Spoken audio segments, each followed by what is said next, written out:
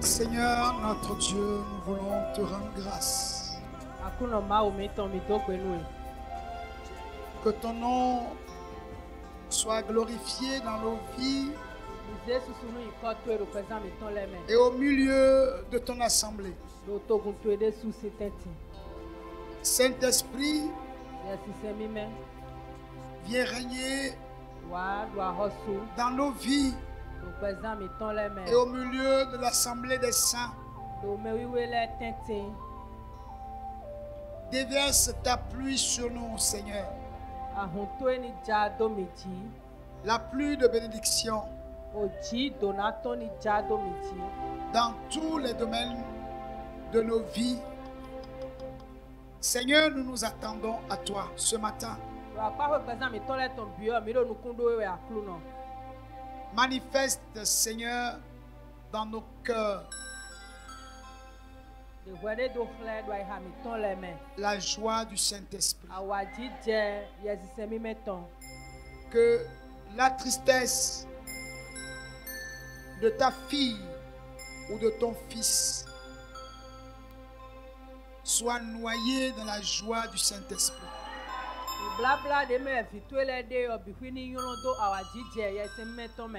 Accomplis dans la vie de chacun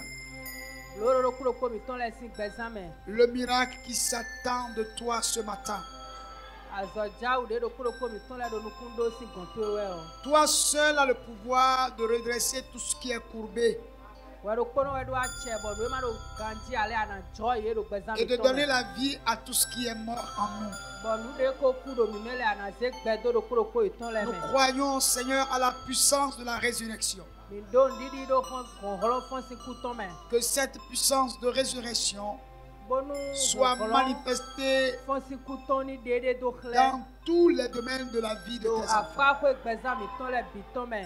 Nous voulons que la gloire soit à toi. Nous voulons rendre gloire à ton Saint-Nom.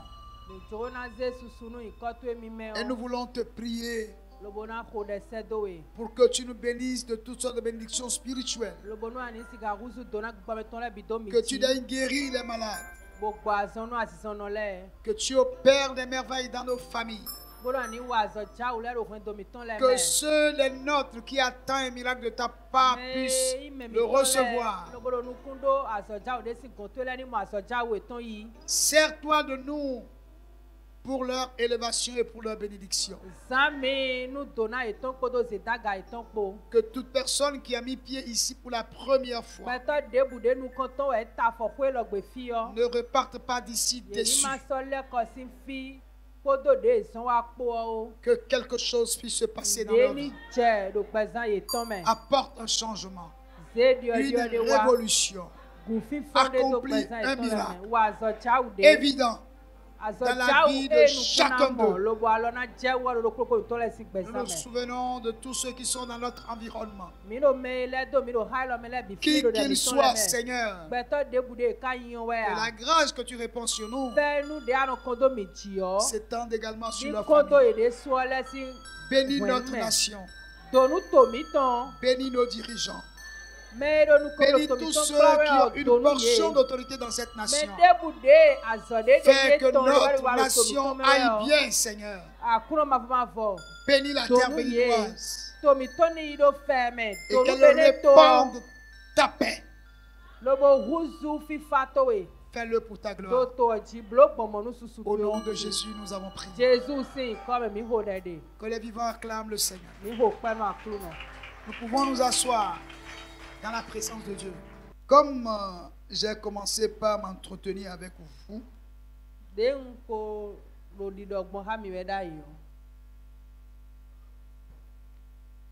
si nous voulons aller loin, nous devons détruire de notre milieu tous les virus qui vont à l'encontre de toute vision qui nous amène loin.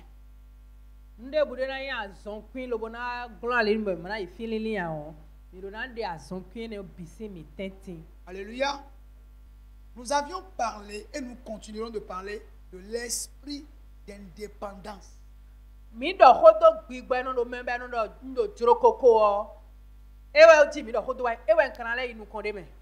avant que vous ne compreniez ce que le pasteur nous dit là, est-ce que c'est biblique? Oui, c'est biblique. Parce que dans le livre de Proverbes chapitre 22, verset 10, on l'a déjà lu ici, nous allons relire. Proverbes 22, verset 10.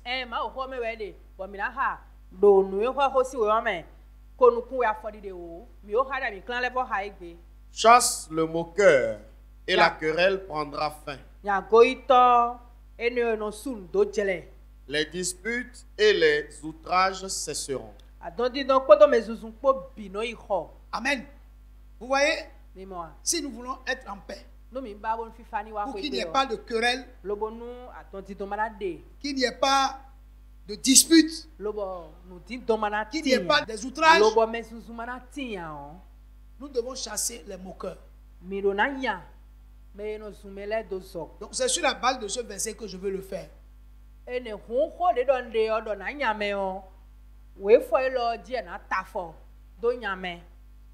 Gloire à Dieu. Alléluia. Vous voyez, nous avions parlé de l'esprit d'indépendance qui est la première étape de la déloyauté. Amen. Indépendance. On a dit que le culte doit commencer à 8 heures. Mais lui ne se sent pas concerné. Il a décidé de venir à l'église à 9 heures. Même si votre culte commence à 8 heures, lui il a décidé de venir à 9 heures. C'est sa première étape de la déloyauté. Amen. Et il y a des choses simples que nous faisons, nous croyons que c'est anodin, ce n'est rien. Mais qui se retrouve être le signe de la première étape de la déloyauté. Amen. Celui dont je suis en train de partager l'expérience a dit ceci. Il y a quelques années, je faisais partie d'un groupe qui comptait plusieurs branches à travers le pays. J'avais même créé une branche. Mais plus le temps passait, plus j'avais de difficultés avec le siège de ce groupe. À cette époque, je me disais que mes supérieurs qui se trouvaient au siège faisaient fausse route.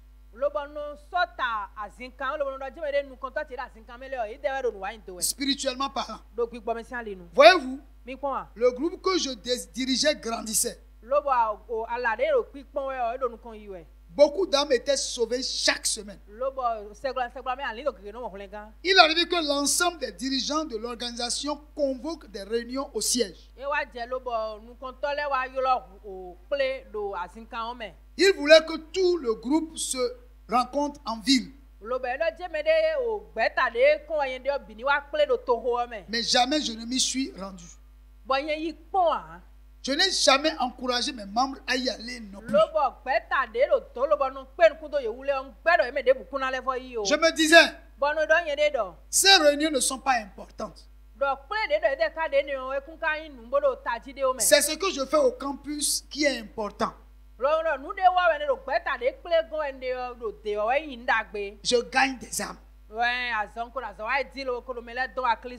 Alléluia. Bien aimé. L'esprit d'indépendance est dangereux. J'avais tort. J'avais un esprit indépendant et je ne le savais même pas. Les responsables trouvaient que je dirigeais bien ma petite branche. Mais ils ne pouvaient pas me contrôler au sein de l'organisation.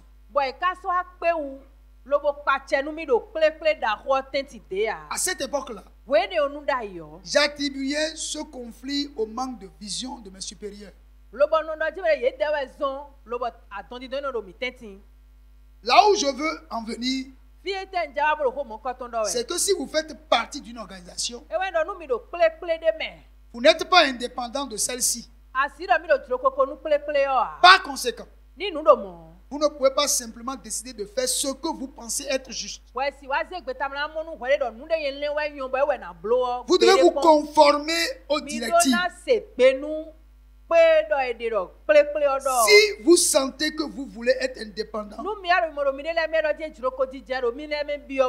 vous devez démissionner. Alléluia. Amen. Je vous dis ceci. C'est les choses sur lesquelles je ne parle pas. Mais je pense que il est temps que je commence par parler. Alléluia. Amen. Ce qu'on nous dit ici, il appartient à une organisation. Il a eu le privilège de créer une branche de l'organisation quelque part. Et il travaillait.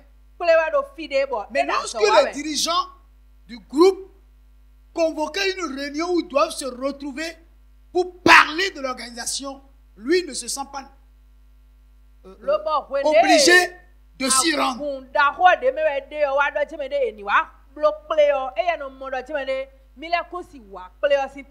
Même si on dit que tous les gens qui sont dans l'organisation, dans toutes les branches, doivent se déplacer, non seulement il ne s'y rend pas, mais il ne dit à aucun membre de l'organisation qu'il dirige d'aller. Mais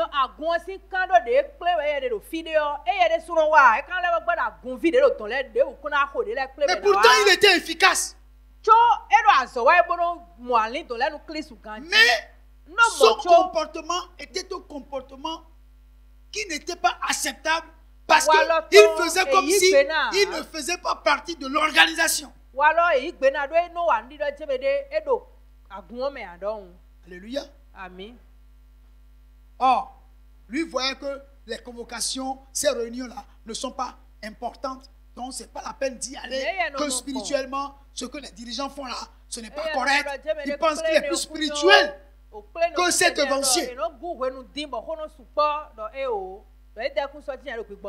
Gloire à Dieu. Je vous dis, moi j'ai été, si j'ai dit que je ne veux pas trop me papiller, je veux rester concentré, aller prier, crier des choses un peu partout, je ne suis pas dedans. C'est parce que j'ai été victime plusieurs fois de ces choses.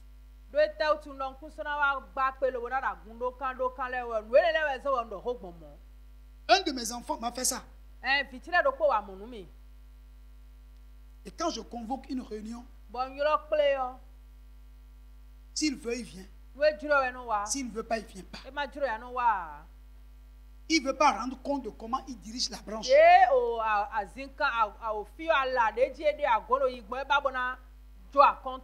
Pire encore, il ne rend pas compte spirituellement, mais financièrement, il ne rend pas compte. Il ne rendait pas compte.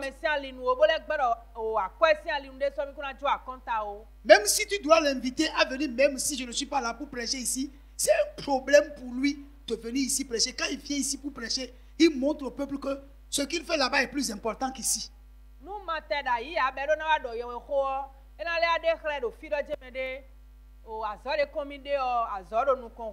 Mais pourtant, tout ce qu'il réalise là-bas, c'est ici, c'est d'ici que vient tout. Financièrement, tout, c'est d'ici que ça vient. Ça part d'ici. Gloire à Dieu. Alléluia. Cette histoire m'a causé tellement de problèmes. Ça m'a causé trop de problèmes à cause de son esprit d'indépendance. Gloire à Dieu. Alléluia. Il a dirigé ce ministère pendant plus de 5 ans. Je n'ai pas mangé 1000 francs de ce ministère. Comme don de sa part pour dire, pasteur, voilà un don que je t'ai fait. Gloire à Dieu. Alléluia. Vous voyez, c'est dangereux. Pas parce que nous cherchons le don, mais nous voulons que quand nous sommes responsables de quelque chose, nous confie quelque chose, nous devons comprendre que nous devons être fidèles dans les comptes rendus. Quelqu'un qui est censé se tenir devant les gens pour prêcher la parole de Dieu pour que les gens soient transformés ne peut pas se comporter comme ça. Ça a été un grand dégât. Gloire à Dieu. L'esprit d'indépendance. C'est les choses sur lesquelles je ne parle pas, mais de temps en temps, il faut que j'en parle pour que cela serve de leçon à chacun de vous.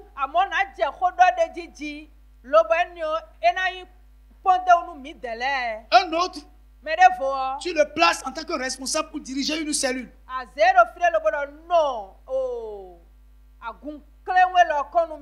Et commence pas à diriger la cellule commence pas à grandir. Il trouve une opportunité de voyager, il ne dit rien, il ne place personne à la tête du groupe. Il se lève, il voyage.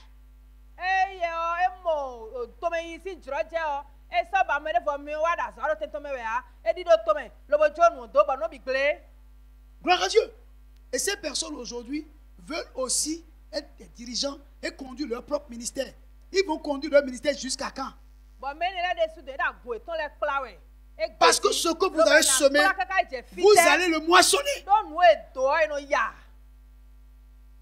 C'est pourquoi l'esprit d'indépendance est dangereux. Même si celui à qui vous faites ça ne parle pas, ne croyez pas que Dieu ne voit pas. Donc, votre indépendance là, même si je ne vois pas, Dieu voit. C'est pourquoi vous devez combattre cet esprit dans votre vie. Amen. Amen. Écoutez ceci. La Bible dit quelque chose. Avant que je ne dise ce que la Bible dit, je vais vous parler encore d'une autre expérience.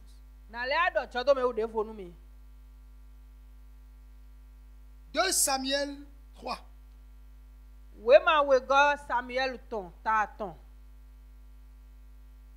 Verset 20 à 21. 2 Samuel 3, verset 20 à 21. Il arriva auprès de David à Hébron, accompagné de 20 hommes. Et David fit un festin à Abner et à ceux qui étaient avec lui. Abner dit à David,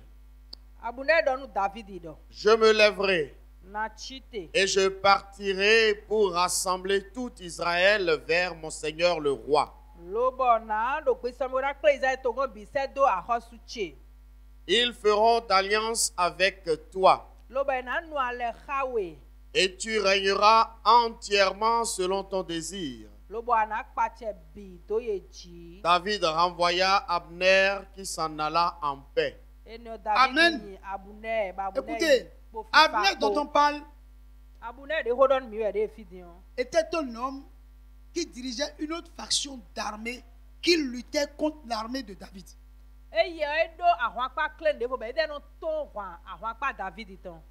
Et ça a duré plusieurs années. Mais finalement, les deux ont pu s'entendre pour faire la paix. Amen. Donc David a invité Abner chez lui. Et Abner en venant est venu avec une délégation de 20 personnes. Et ils ont discuté, parlé. Ils se sont compris. Vous voyez? Et David a organisé un festin en l'honneur de Abner et de la délégation qu'il a suivie. Abner a promis à David, quand je partirai, je vais rassembler tout Israël, toute mon armée, pour toi. Ça veut dire que la guerre est terminée.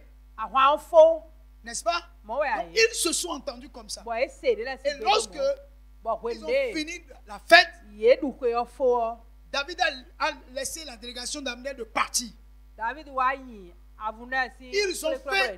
Ils ont fait la paix. Mais David avait un autre collaborateur qui est avec lui. Dont le nom s'appelle Joab. Qu'est-ce que Joab a fait? Dans 2 Samuel 3, versets 26 à 27, écoutez ce que Joab a fait. Et Joab, après avoir quitté David, envoya sur les traces d'Abner des messagers. Ils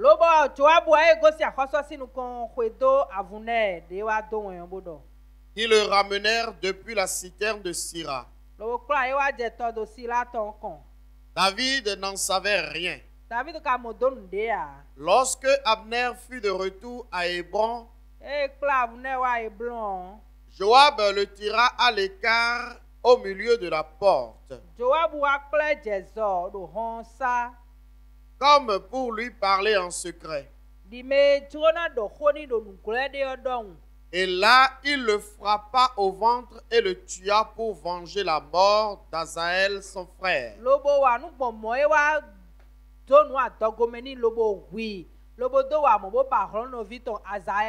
Gloire à Dieu. Joab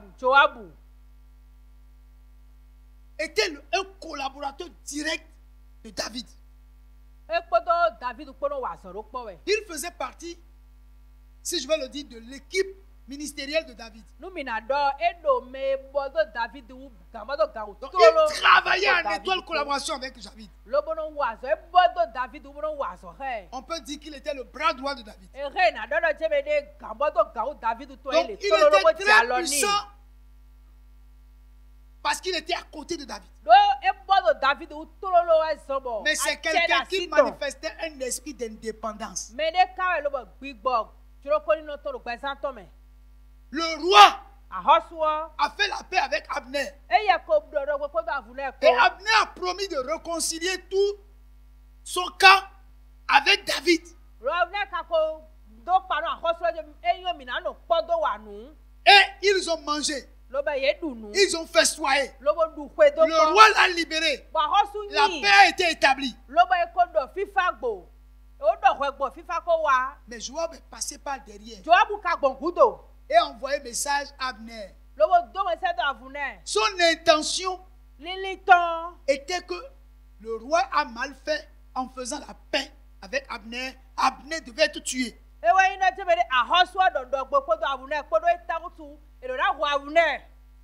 Mais lui, il a tout fait pour attirer Abner. Il l'a amené quelque part comme s'il voulait lui dire quelque chose. Entre-temps, pendant le temps de guerre, un de ses frères avait succombé à la guerre. Vous comprenez? Et lui, il voulait venger son frère alors que le roi a fait la paix avec Abner.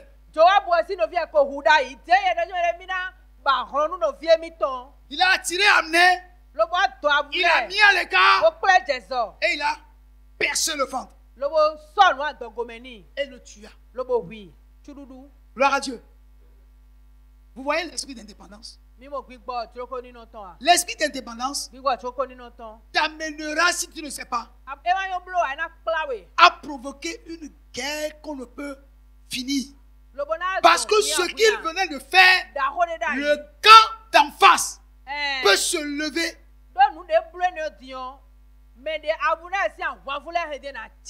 Et la bataille sera féroce.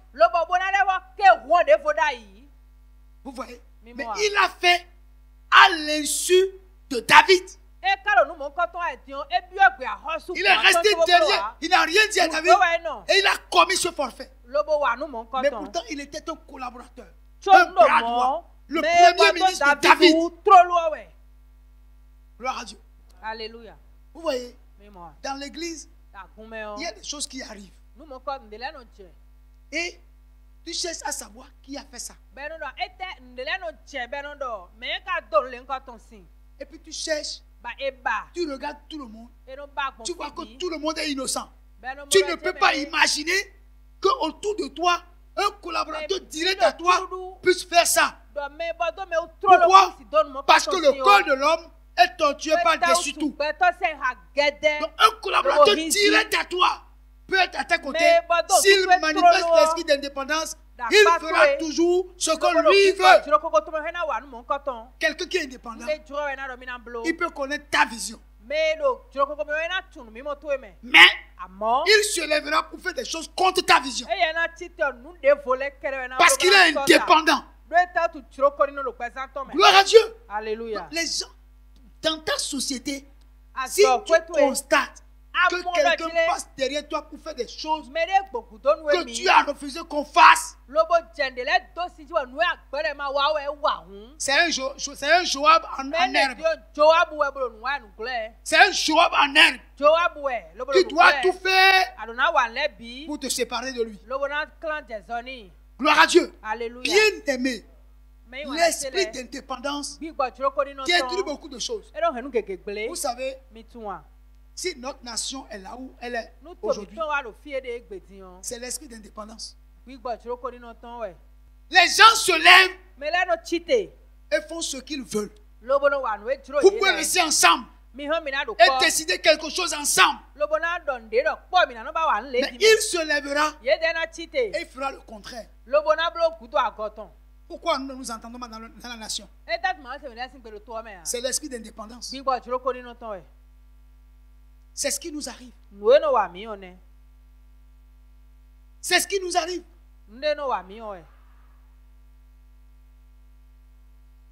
Les Béninois sont trop indépendants. Nous ne voulons rien respecter.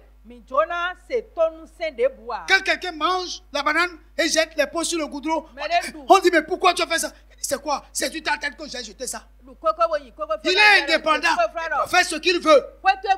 Quelqu'un peut se lever pour l'enlever lampadaire qui est dehors là-bas. Tu le vois enlever, dit c'est quoi? C'est pour ton père. L'esprit d'indépendance. C'est pourquoi le pays est tel qu'il est. Et cet esprit-là, on amène ça encore dans l'église. Gloire à Dieu. Dans l'église, il n'y a pas d'indépendance. On ne fait pas ce qu'on veut. C'est un esprit qui tue le pays, le Bénin. J'ai menti. On est indépendant. Ici, là, Dieu m'a établi. Ici, peut-être quand tu vas dehors, je ne suis plus. Mais ici, Dieu m'a établi. Si tu es ici, tu ne dois pas être indépendant de mes messages. Tu ne dois pas être indépendant de ma vision. Tu ne dois pas être indépendant des programmes qu'on a établis. Tu ne dois pas être indépendant des projets de la mission.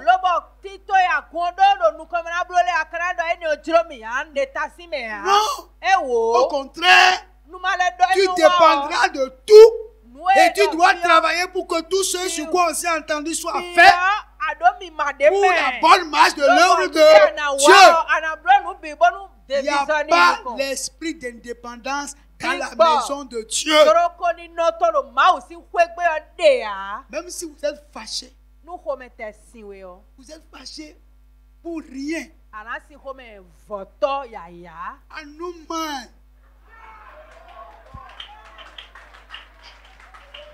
Gloire à Dieu. Gloire à Dieu.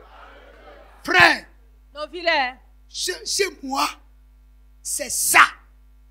Et ce que je vous dis, si vous le faites, à cette même époque de 2019, vous viendrez, vous avez dit, pasteur, prêche-nous encore. Pasteur, prêche-nous encore. Parce que je sais qu'à cette même époque de l'année prochaine, vous ne serez plus au niveau où vous êtes. Non, mon frère, tu ne peux plus être au même niveau. Ce que je dis là, va l'écrire. Tu regarderas derrière. Et tu vas dire, mais vraiment, j'ai fait le parcours. Hein? Parce que Dieu va changer quelque chose. Alléluia. Je parle à vous qui êtes là. Ce que je dis, c'est pour vous qui êtes là. Ceux qui ne sont pas encore là, ils auront leur part. Mais ce que je dis, c'est pour vous. Vous allez regarder derrière. Vous allez dire, mais vraiment, Dieu m'a fait faire le chemin. Parce que vous serez vous-même témoin des merveilles et des miracles de Dieu. À condition vous éloignez de vous l'esprit d'indépendance. Que vous n'acceptez aucun virus de la déloyauté dans votre vie.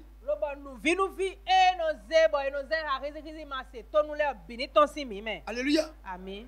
Donnez-vous à 100% pour l'œuvre de Dieu et vous verrez ce que Dieu fera dans votre vie. Je ne parle pas seulement à la courage, je parle déjà à vous-même. Je veux que tu lèves tes mains vers le ciel.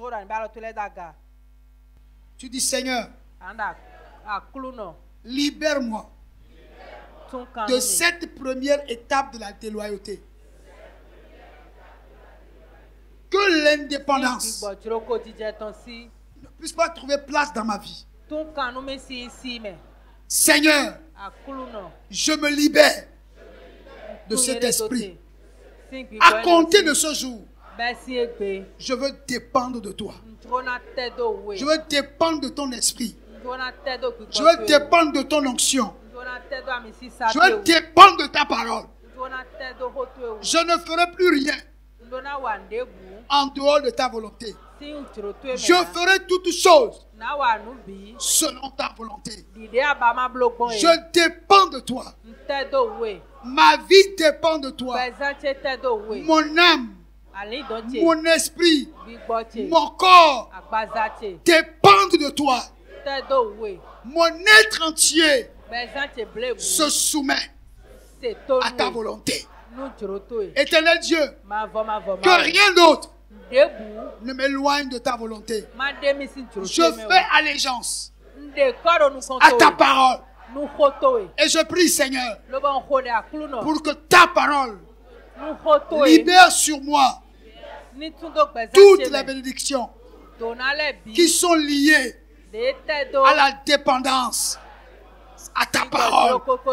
Seigneur, maintenant même, s'il y a quelque chose qui est la conséquence de mon indépendance, je te prie, Seigneur, de le consumer. De le consumer. De le consumer. Consume les conséquences de mon indépendance vis-à-vis de ta parole. Que le feu du Saint-Esprit consume les germes de l'indépendance. Que le feu du Saint-Esprit consume les conséquences de mon indépendance vis-à-vis de ta parole. Saint-Esprit, agis maintenant. Que ma vie soit transformée pour une nouvelle gloire. Pour une nouvelle gloire. Pour une nouvelle gloire. Pour une nouvelle gloire. Donne-moi, Seigneur, d'atteindre une dimension supérieure à la dimension d'aujourd'hui. Saint-Esprit, renouvelle ma vie par la présence de l'Esprit de Dieu. Seigneur, merci de m'avoir libéré de l'indépendance et de toutes ses conséquences. Au nom de Jésus.